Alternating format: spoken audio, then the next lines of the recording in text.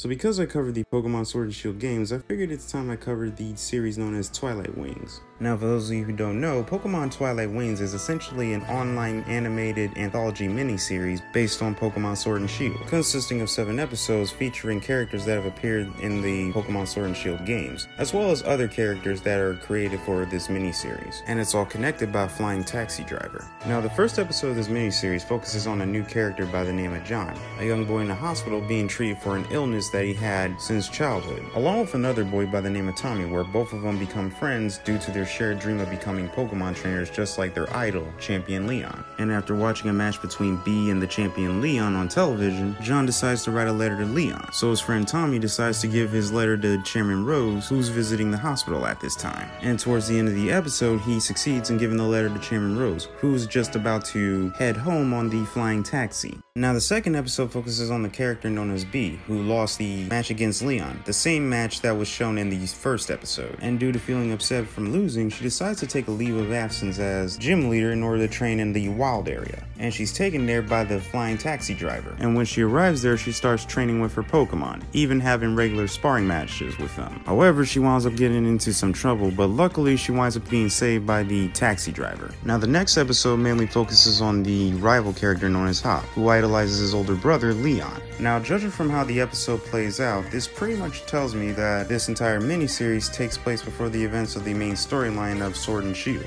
And this is mainly because in this episode, Hop only has his Wooloo. He doesn't have any other Pokemon, including a starting Pokemon. Now throughout the episode, we kind of see how Hop treats his Wooloo, as well as how much he cares about his Wooloo, mainly due to him frantically searching for Wooloo after it ran away, due to it being jealous of Hop's admiration for Leon's Charizard. And when Hop and Wooloo are reunited, they are taken home by the taxi driver. Yes, the same taxi driver from the first episode and the second episode, which in a way tells me that the taxi driver could be the main protagonist of this series. Now the fourth episode focuses on the character known as Nessa, the water-type gym leader, and how her focus is split between being a gym leader as well as being a model, and Chairman Rose advises her to choose one path or the other if she wants to be number 1. And later when she goes to a photo shoot, she winds up thinking back to her childhood when she first encountered a wild Feebas, and her photo shoot pretty much ends with her riding a Milotic, which is the same Milotic that evolved from the Feebas from her childhood. And eventually she decides to become both a top model as well as a top gym leader. Now the fifth episode focuses on the character known as Oleana, who's the assistant of Chairman Rose. And while Chairman Rose is away, she has to run the company known as Macrocosmos for a day. Now throughout the episode, we kind of get a glimpse of why Chairman Rose had her as an assistant in the first place,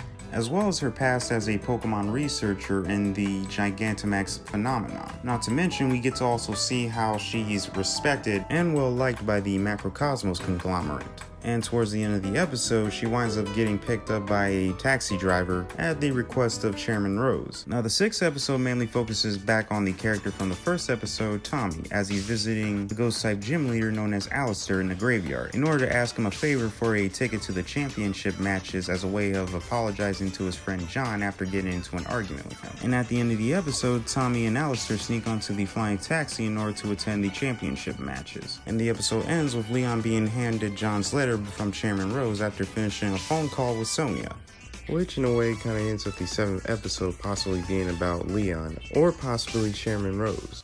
Now the one thing I actually like about this series has to be that you actually get to see these characters from the games and what their personalities are like, compared to the actual games where the only explanation on what these characters are like has to be on their league cards.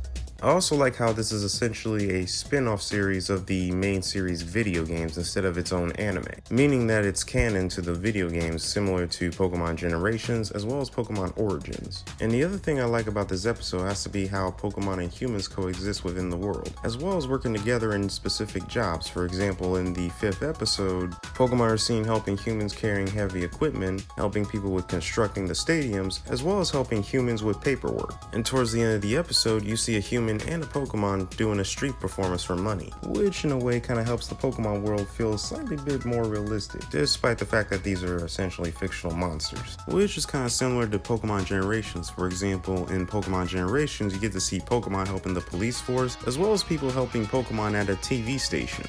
which makes sense because the International Police Force exists for organizations such as Team Rocket, smuggling stolen Pokemon. So overall, Pokemon Twilight Wings is a series that I personally enjoy because I'm someone who likes getting into the mythos and lore of a series. And it also helps that the music and animation are pretty good. It's also a series that I would recommend to any hardcore Pokemon fan as well as any non-Pokemon fan.